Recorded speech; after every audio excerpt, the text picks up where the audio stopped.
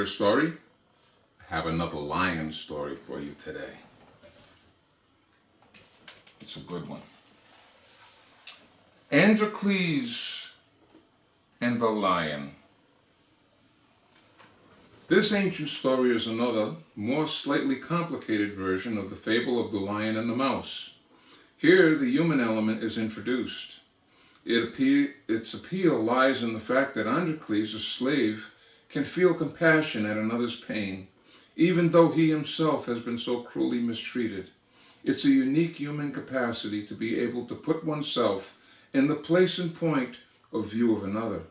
In the end, his own kindness sets him free. Let's begin. In Rome, there was once a poor slave whose name was Androclese.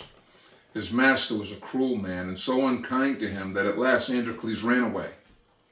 He hid himself in a wild wood for many days, but there was no food to be found, and he grew weak and sick that he thought he would die. One day he crept into a cave and lay down, and soon he was fast asleep.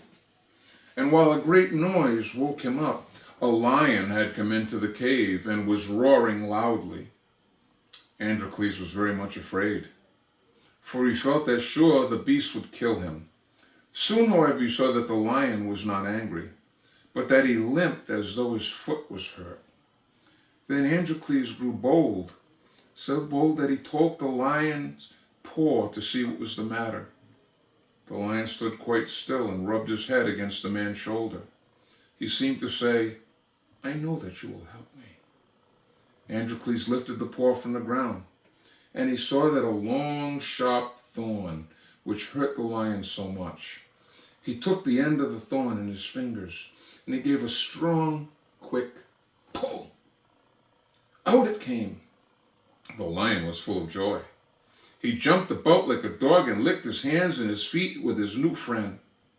Androclese was not at all afraid after this, and when night came, he and the lion lay down and slept side by side.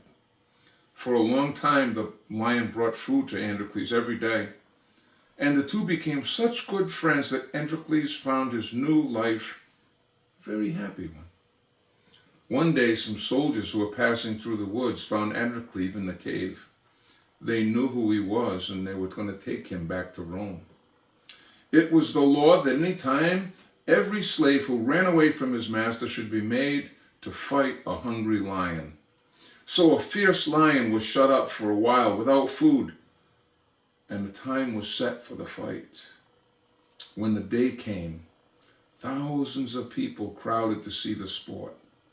They went to such places at that time, very much as people go now to see a circus show or a game of baseball. The door was open, and poor Androclese was brought in. He was almost dead with fear, for the roars of the lion could be already heard. He looked up and saw that there was no pity in the thousands of faces around him. Then the hungry lion rushed in. With a single bound, he reached the poor slave. Androclese gave a great cry, not of fear, but of gladness. It was his old friend, the lion of the cave.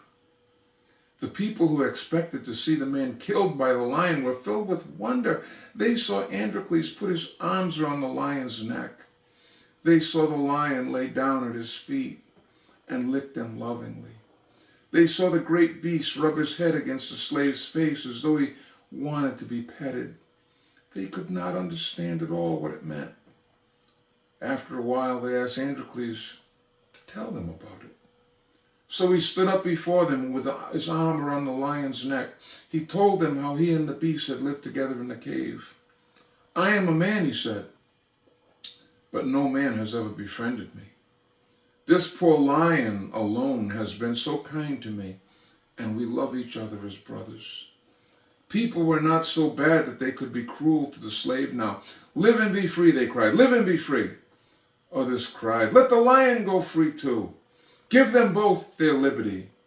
So Androclese was set free, and the lion was given to him for his own, and they lived together in Rome for many years." Wow, quite a story. It pays. It sure pays. You never know what your kindness will bring in a later time. When we do something nice for someone, sometimes it comes back to us later. Well, I enjoyed that story. We'll see you next time with another.